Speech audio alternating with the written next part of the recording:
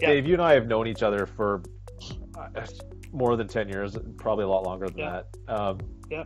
You know, when your brother passed away a year or so ago, just over a year ago, you had this whole self-reflection, definition, redefinition Yeah. of what you want to be as a Yeah. training company. Yeah. And I think the brand or the name of your company epitomizes Yeah. what that story is. Do you want to Yeah. explain how you came up with the name Pono Sure. Learning? Yeah. Yeah. Absolutely. It's a good question, and because it is a different name, and I get that question a lot. Pono, like it's not a common word or common name. Basically, I'll try to keep it short and to the point. Um, as I mentioned earlier, my brother passed away January 18th, 2019. Yeah, 19 to the January 18th, 2019, and very suddenly, heart attack, which came to a surprise to a lot of us. And Scott, you knew Paul; he was larger than life, and Yep. almost you looked at him like he was invincible, right? He was Yep. just this guy. He just, he lived life 150 miles an hour. So one morning, on the morning of the 18th, I got a call quite early in the morning saying that my brother, something happened, brother had a heart attack. So raced to the raced to the hospital with my girlfriend Lauren, and when we got there, we checked in and we asked where he was, and they sent us to the family room. And as soon as they send you to that family room, you're like, that's not a good thing. So went to the family room, and right at that time, the doctors were actually discussing with my brother's girlfriend what had happened, and they were talking about like so getting her to walk through the events, right? Yep. Timeline of the events and stuff like that. So that's where I realized or found out that my brother had passed away. So as the doctor was going through the explanation of what they had done and stuff like that, I asked the doctor, like, just out of curiosity, um, would you tell me kind of any way you could tell me what the time of death was? And the doctor's like, the time of death was 8:08, 8:08 a.m. And then my jaw hit the floor, and I looked at Lauren, and her jaw hit the floor, and we were like, "Holy crap!" Now, the reason why that was such a holy crap moment is because my brother and I grew up in a very spiritual household. My mother had a master's degree in theology, and she, growing up, she made sure that we were exposed to any religion or any spirituality thought process that you could even come to mind. That could even come to mind. So, Paul and I, believe it or not, we were very spiritual in our own right. And my brother was very much into numerology, and uh, he had this um, belief the number eight was very symbolic to him, and the number eight represents prosperity. If anyone's into numerology, Yep. would know that number eight, prosperity. So he would race, and I have his helmet behind me here. On his car, he it was eight. He had tattoos, like he had sleeve tattoos from one wrist to the other wrist, and inside of a Japanese storyboard was the number eight. So he really believed in number eight, and the license plate. I even have his license plate here from his car with eights on it, right? So I looked at that and it was like 8:08, and I'm like, holy crap! And then 8:08, and then 8:08 on January 18th. So there's way too many eights here, right? It's like Yeah. kind of buggy. I got in my car at the end of all of this, and we were driving home from the hospital. I looked at my odometer, and I had 18,883 or 84 kilometers, I think it was, on my odometer. And I was That's like, crazy. freaking me out. Yeah. So then I got home, and we were kind of unwinding at home that evening, and went on my computer, pulled my computer up, and I Googled 8:08. And lo and behold, 8:08 happens to be the area code for Hawaii. And Hawaii, I've traveled all over the place, and there's Yeah. one place I haven't been yet, and it's on my bucket list, and that's Hawaii. And that's another like, holy crap, are you kidding me? Like 8:08 is 8:08 on the 18th, and then there's eights in my odometer, and then 8:08 Hawaii made the correlation. So then I just pure curiosity, I was like, I wonder what the Hawaiian word for prosperity is. Yeah. And the Hawaiian word for prosperity is to live prosperous, to live Pono. And then that's when I looked at Lauren, and I was like, you know what, I think we've got our name. I think Pono Learning, and we kind of played with the wording. Does it sound? Does it ring? Like, is there a kind of Yeah. ring to your ear? And that's how we came up with the name. So Pono Learning comes to reflection of prosperity. So PONO is prosperity. So that's how we got to the name of PONO Learning. So, everything that we do and every, program that we build, there's a very deep meaning in everything that we kind of build for people.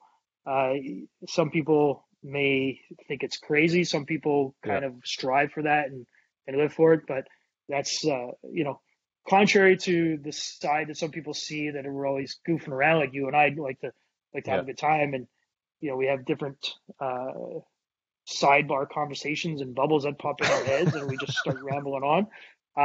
There's actually true spiritual meaning in a lot of the things that we teach people and try to push people to do the right thing and live prosper. So that's kind of the story in a nutshell of where we got the name PONO Learning.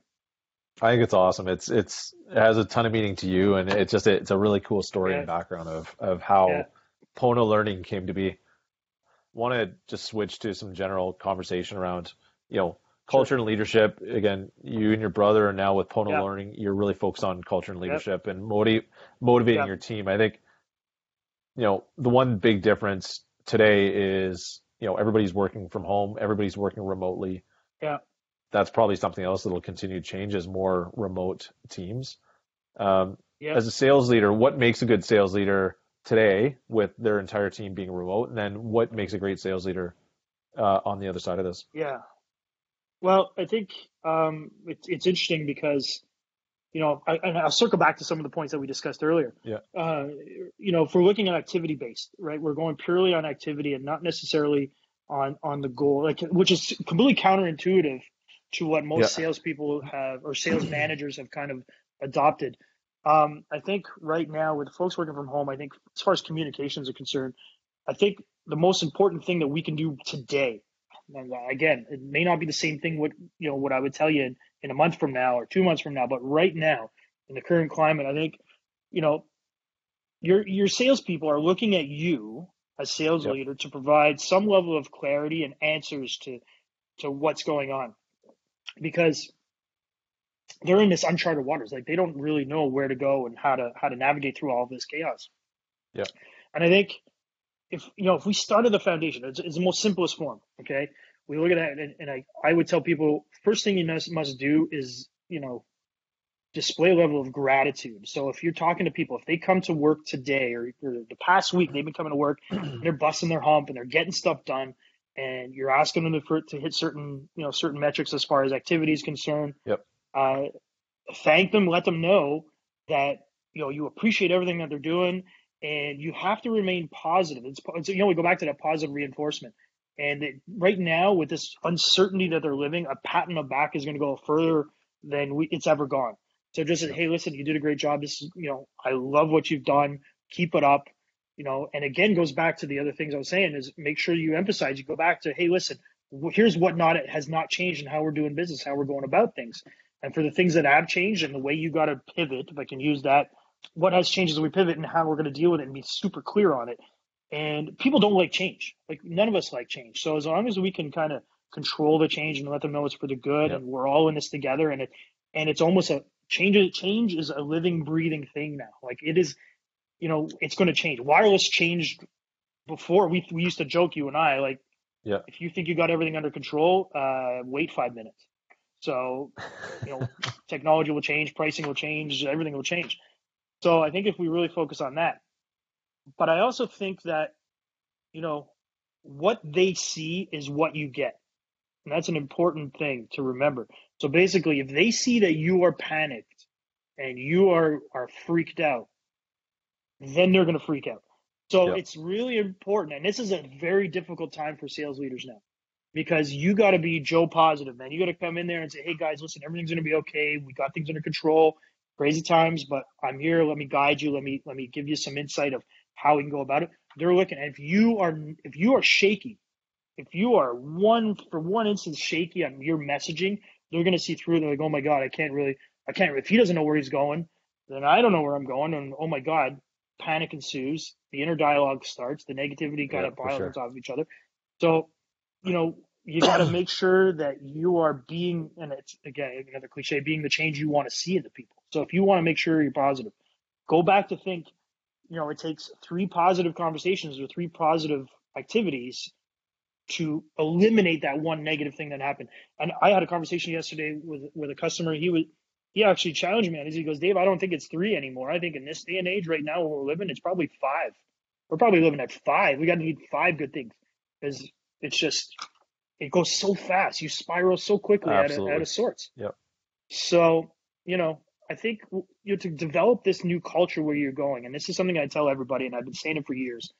My opinion on creating culture, you can't create culture overnight. You know what I mean? You can't turn on the lights and tomorrow, like you and I decide this is the new culture of your success team, Scott. Boom. And tomorrow it just happens. I think we got to look at culture as a set of rules. If you set a certain rules and the new ways of doing things, this is what I'm asking you to do. Here are the activities I'm asking you to do on a day-to-day, which may be different than we use traditionally. For sure. Yeah. Those rules held over time becomes your culture, so that when you have turnover, when people change and things get back to normal, people just jump on board and you're like, that's just how we do things. That's how culture is created, and not just in sales or in business, in the world. If you take, it's the same thing in the world, and without using any examples, but you can look at that as a real life example of what we see in some cultures. It's interesting just you talking about the culture dynamic. I was on a call this morning with a working group focused on, what's our strategy for the next few months, and what do we want to look like on the other side. And it was literally, I had this conversation with the success and strat accounts and sales team this morning. It's like, guys, like, you've jumped in, you've completely changed what your focus is, and jumped in with 2 feet and said, okay, here's how we're going to solve this problem. Here's the things we need to do. And that is not because of me as leader, but more so some of the folks that I have on the team as leaders that have really created that culture of let's just figure this stuff out and move forward, and make sure that, again, supporting our customers is number 1. And then number 2 is how do we take this time and make our company better? Yeah. Yeah. And one thing, and hats off to your team, your success team, is because, I always said this, Scott, and I've told you many times, the gas meter of your team, and the gas meter is an acronym, AGA, the give a spit meter of your team is always on the full side. Like they care about the customers that they're dealing with. Unfortunately, there's in some industries and in some businesses that gas meter isn't as full as what you guys are experiencing. The way I look at it now is very different than how I would look at it 6 months ago in what we were living. Someone's gas meter right now, if it's low, it's because there's something that they don't believe in how we're going to market. Do you know what I mean? Because if they don't believe in how we should be, I can't reach out to people. It's okay. That's coming from a place of fear. So their fear for themselves, they say, I wouldn't do that. Well, predicate how, what their gas meter is at, right? Their give a spit meter is going to be at that point. So, you guys have done a fantastic job, caring for your folks. And if I can throw some flowers your guys' way, which I do when I can, but just remember, when I throw flowers, the flower pot's not far behind, right? So I'm waiting for it. Yeah. No, not today. All right, fine. So that's kind of where my head is at now. As far as, working with people, I've seen a lot of cool things where people are trying to be innovative in how they're working from home and stuff like that. Some of the people that I've seen, some of the best practices I've seen so far to date, I think there's one that comes to mind particularly. Like, they have every single day, like their salespeople, they'll have a morning huddle, right? And it's common practice. I mean, they'll have a morning huddle through Zoom or whatever video platform. And everybody gets on, and it doesn't matter if hopefully they're wearing clothes of some kind, but it's probably the only prerequisite that they're dressed, which is a good thing. So they do a morning huddle, and it's not a big, big powwow. It's not like a big lecture where the sales manager's coming on and reading them the riot act or anything. It's focused 100% on positivity. So, what are we giving? It's almost like a cheerleader rah-rah session, answering any questions like a Q&A, and say, hey, listen, let's get all the negativity. If you need to vent, now's the time to vent and get it off your chest. Because some people, kind of like you and I were speaking about, some people who are working from home, who are single, are living and working, and everything is within a 500 square foot apartment. And sometimes they just need someone to talk to and vent. to get that off their chest in the morning huddle. And then, okay, great, set the tone. And then what happens is that sales manager, their lives become have shifted now, because what they are doing is they're reaching out to individuals once or twice a day just to check in, just to maintain, because with that mindset of, hey, I got to make sure I'm coming in with a positive voice to kind of curtail all of that negative inner dialogue, and then it's negative dialogue, but then, they might speak to their folks, and their folks are catastrophizing everything and, freaking out. So, you have that side that you can't really control. So they're reaching out to their team on a regular basis, but then they're also doing an end of day roundup. So at the end of the day, whatever, it's 4:00, it could be 5:00, whatever, and totally up to, each individual sales manager. But they're doing an end of day roundup. Okay, guys, how did it go? What are some of the wins? What are some of the good conversations? What are some of the crappy conversations that you had? How are the activities? Knowing very well that this COVID world that we're living in today changes hourly, if you will. You know what I mean? For sure. When your premier or your governor gets on and he's on every day at 1:00 and gives you the state of the nation or what's going on in your state or in your province, that shifts people's mindsets, man. That shifts possibly what your strategy or your messaging is going to be. So it's important that they're focusing on a daily activity. So morning roundup, rah session, check in a couple times a day, make sure they stay positive, and then end of day roundup to share, good and bad and the ugly. So get them set up for the next day. So it's that's kind of what I've seen is working right now, and I think it's awesome. I think it's we're on the right path. We've talked for a long time. I'm sure this will get cut into a bunch of different pieces. Where can listeners find you if they want to connect with you, understand more about who you are and what PONO Learning does? Yeah. We got our website, www.ponolearning.com is where you can find us. You can email me if people want to reach me directly for inquiries, for advice, whatever the case may be. D Snyder, DSNYDER at ponolearning.com. LinkedIn, David Snyder. Easy to find. I think if you look David Snyder or PONO Learning on LinkedIn, you'll be able to find us really easily there too. Well, that's awesome. Dave, this was amazing. I had a lot of fun. Hoping we can do this again. There's a few other topics that I think we could nail out over the next couple of weeks as we just both hang out in our living rooms or in our sunrooms and chat away. So We'd love to do this again. Yeah. And I'll dress a little more informally next time. I'm wearing ball cap. Going to keep with the elastic waistbanded shorts or pants. No button-up pants. Yeah, ball cap might be required as the hair gets a little longer and nappy. So I might need that or a man bun. I'm not too sure. All right, cool. Thanks, Dave. Thanks for your time.